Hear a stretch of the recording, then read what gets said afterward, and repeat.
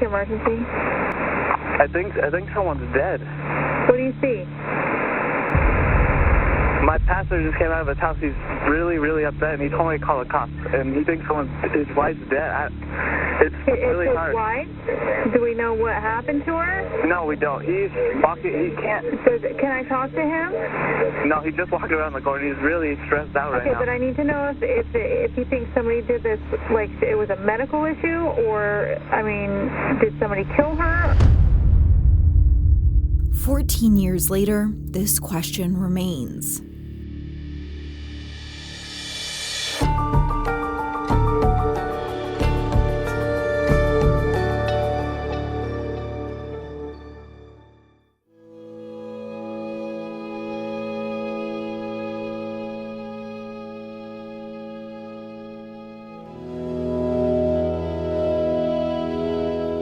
And that was Joanna playing at the playground, and you can see just this sweet, sweet smile. And this is one of my favorite photos of Joanna. Patricia Hunter will tell you Joanna, her firstborn, was made from the very best parts of her and her husband. You know, I just think about all the things we did together as a family. And laughter, just so much laughter. If you look at pictures of Joanna, you would just see her laughing. Hey, Joanna. Don't. I don't have much to say right now. We're back. I mean, the joy that she brought to our lives, especially the relationship she had with Joseph. Joe Jr., Joanna's little brother. Our relationship was one that she could tell me anything, I could tell her anything, and we had a fierce protection of each other as well.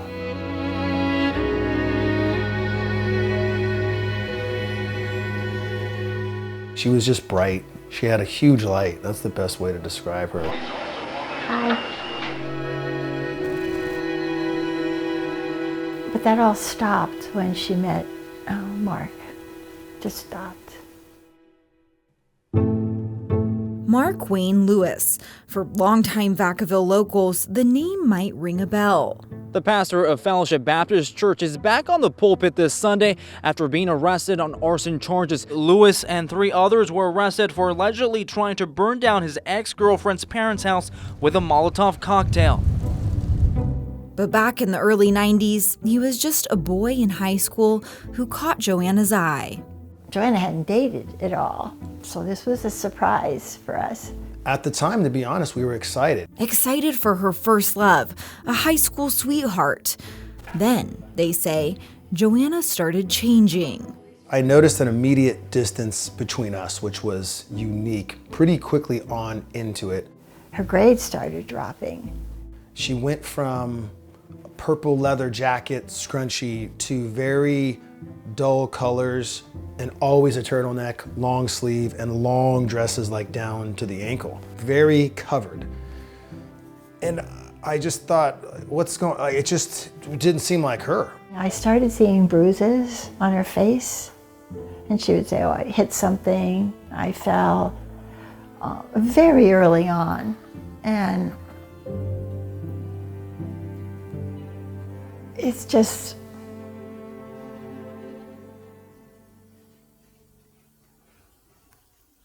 it became obvious that he was abusing her. A pattern of abuse that spanned years, from high school, her family says, and continuing years after, court records show. The best way to describe it was hell. When she came in, she wouldn't look at me, and when I stopped her and I said, Joanna, and she looked at me and she had a black eye.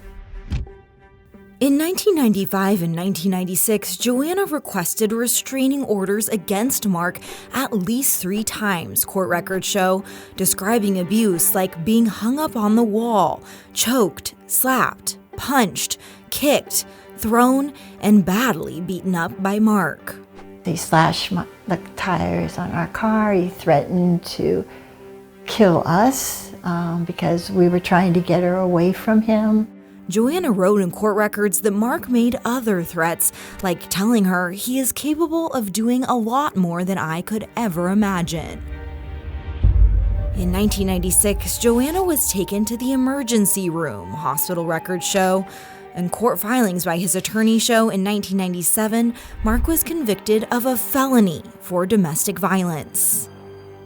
And she went to visit him in jail, and he said he had been born again.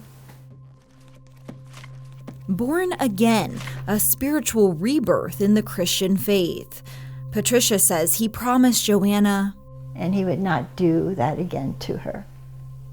And she was going to get back to him after he got out. I was devastated. Records show Joanna later had a restraining order dismissed. And it's such a complicated question, but why do you think she kept going back? It's part of the cycle for victims of domestic violence. And when you are with someone who's such a manipulator, he was an expert at convincing her that what happened was her fault. Joanna and Mark stayed together and eventually moved in together, her family says. ABC 10 repeatedly reached out to Mark over several months by email, phone, and mailed letters. He never responded. Joanna's family believes abuse continued after she and Mark moved in together, and he used religion to manipulate her. It may be a blessing to be here, but our job is to bless God while we're here. Mark became pastor of Vacaville's Fellowship Baptist Church.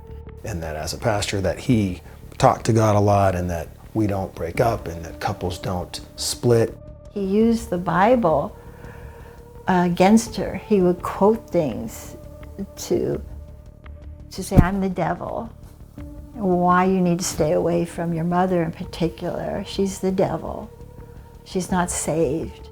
Joanna's family provided ABC 10 excerpts from her January 1995 journals, showing her desire to wait until marriage to be intimate. However, Mark turns it around on me by using the Bible, she wrote, and that he says I can't pick and choose what I want to do according to the Bible.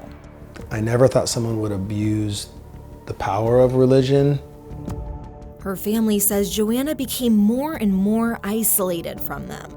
He had slowly pulled her into the church community only. Especially after marrying Mark in 2000. They had a full wedding. My mom didn't know, I didn't know, my dad didn't know. Full wedding. I was speechless. Never even knew.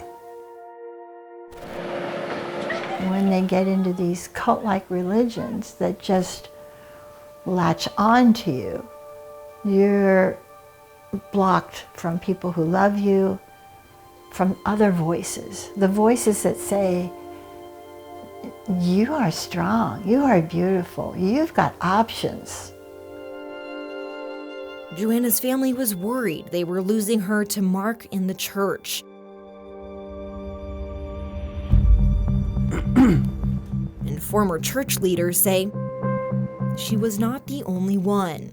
I mean, there's a lot of friendships that, I ended prematurely, and a lot of time that I lost with family based around, hey, I'm trying to get the approval and the acceptance of this man.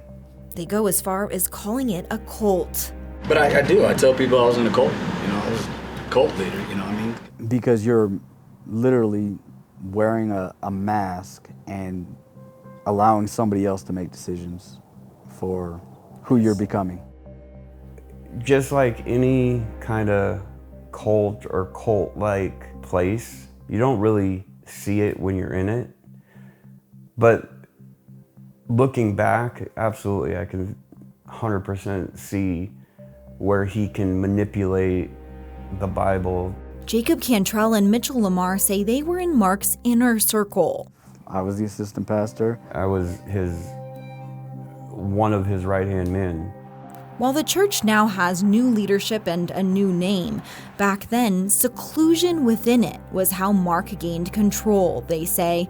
even of them. He was that approval that I was doing right in the eyes of God. 100%, I think it was the power, being able to basically be the puppet master of everybody's lives. You know, there weren't many decisions in my life that weren't controlled by him. From the curtains in my house to what I'm watching on TV, to the music that I'm listening to how I treated my wife. You know, those things were all controlled by him. And who bore the brunt of his control? Joanna, they say, calling it abusive. Spiritual, mentally, emotionally, 100%. I think she tried to protect him a lot. She's got to go home with him. So you protect me in public, or you get it in private. It was devastating. It was scary. I felt if I couldn't get her out alive, I'd have to live with that the rest of my life. Can I get an ambulance to respond in stage on an unknown medical? Where at? Fellowship Baptist Church. On October 6, 2011, Mark told law enforcement he found Joanna hanging in their closet. Okay, can I talk to Mark? Are you willing to talk to him? Okay. Hello? Mark? Yes. Hi, I have fire and ambulance and the police on the way. Can you tell me what happened? I have no clue what happened. Law enforcement says it was a suicide. There was no evidence that suggests any foul play with the death. Her family is certain Joanna's life was taken from her. Do you believe that Joanna died by suicide? I know that she did not. I know that someone took her life. I know that. Some experts agree, saying her case checks every box of a suspicious death. Those cases are always a homicide. Always. Questions remain about Mark's actions when Joanna died. To suggest that he was playing basketball for 5 hours or over 5 hours until he came home and surprisingly found his wife dead just seems suspicious to me. And then, the suitcase. There was an open suitcase near her. She was in the closet. She was coming home. Was Joanna leaving? Her family thinks so. What do you believe happened to Joanna? She said, I'm done. I'm going home. That's next on Hidden Homicides.